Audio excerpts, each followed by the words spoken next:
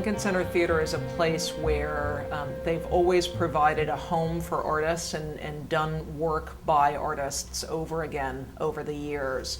And at a certain point a number of years ago, Andre felt that it was very important to bring in a new group of artists to Lincoln Center Theater and give them productions, full productions, not just workshops or readings, but full productions at LCT3, cultivate their work, and then hopefully the idea is that they then go on to work on the other stages as well. And that's happening already. There are designers who have worked on LCT3 productions this past season who are working this season on productions at the Mitzi. And that's the idea, and to continue to produce these artists' work. LCT3's first season was last season, and our first production was a one-man hip-hop musical called Clay, written and performed by a young man, 23-year-old, named Matt Sachs, and directed by Eric Rosen.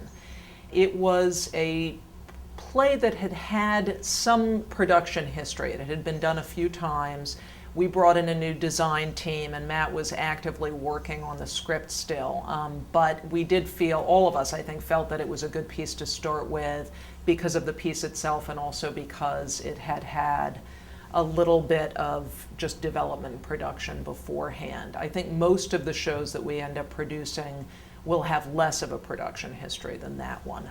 They don't have to be world premieres, but they do have to be New York premieres. Another part of LCT3's mission or idea is to bring in younger audiences and more, diverse new audiences. So the tickets, all the tickets are $20 all the time.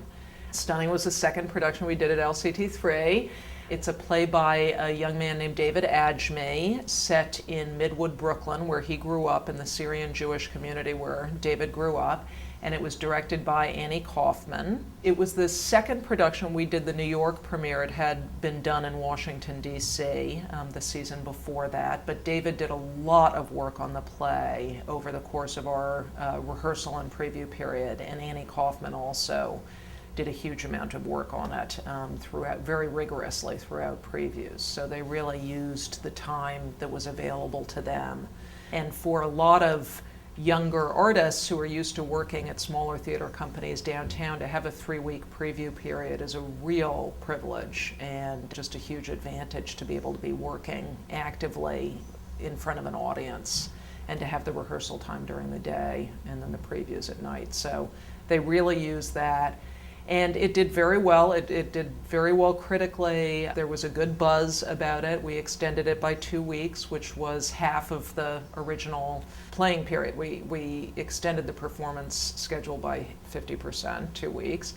And that was as long as we were able to extend it, but it did very well. There were cancellation lines, and a lot of people from that Syrian Jewish community in Midwood came to see it. It was a provocative piece and sort of satirical. David knows the world well because he came from it, but it definitely inspired very strong reactions from people in that community, both positive and negative, but definitely strong reactions. We are renting the Duke on 42nd Street for every LCT3 production until we have a permanent space. We are hoping to build a permanent space here on the Lincoln Center campus, and we're working on that and doing a capital campaign at this point. And once we have a permanent space, we will produce everything in that space. But for the time being, we're using the Duke on 42nd Street, and it's really a great space. Andre, whose brainchild LCT3 is, really felt the desire and the need to bring in new artists.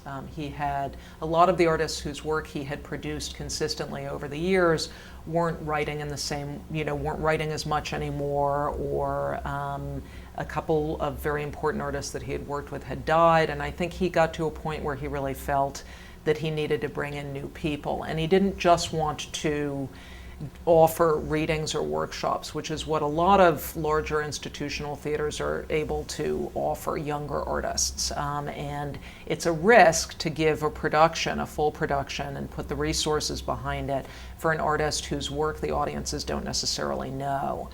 And we're able to do that because we've gotten some very good foundation support, and also because Lincoln Center Theater has really gotten behind this initiative and is subsidizing it, because it's a 146-seat house and $20 tickets, and that doesn't add up. And we're giving full productions to these plays. But I think for the artists involved, it's a wonderful opportunity, to be working at Lincoln Center Theater and see their work fully produced.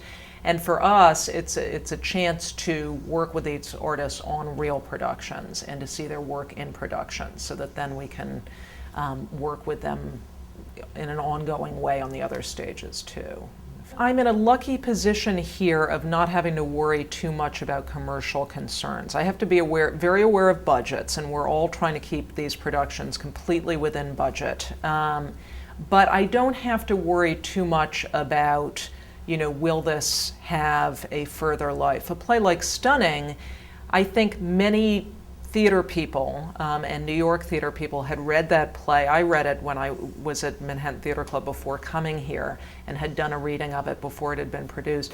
And a lot of people, that play had been sent by David Adjemi's agent to lots of theaters. It was a risky play and a very bold play, which was something that was exciting to me and to Andre in deciding to do it. But I think a lot of theaters shied away from that. I was in a position where I didn't have to worry about it running for a very long period of time, or filling a large house, and the tickets are only $20. And so it was very successful for us. I don't know, that a Broadway producer would approach a piece or a selection in the same way. So it's a different set of criteria. I was really looking for someone who was he's a very theatrical writer, David Adjemi. He's got a very strong voice. I think he's a playwright who will continue to write really exciting plays, and he's in it for the long haul. And that was really my thinking, and I like this particular play, but in choosing this play. But I think that someone who has to take into consideration sort of more commercial criteria would think about a piece like Stunning in a different way. I have always thought of Lincoln Center Theater as a theater that really is about the art and the artists, and it's about supporting the artists and doing as high a quality of work as possible on the stage. And coming here, I realized working here that it really is totally oriented towards what goes on stage, and it's all about supporting the art and the artists, which is what I had thought beforehand, but it's very true in the day-to-day kind of running of the theater and the orientation of the theater, and that's surprisingly unusual, I think. So it's been really exciting for me to see that from the inside.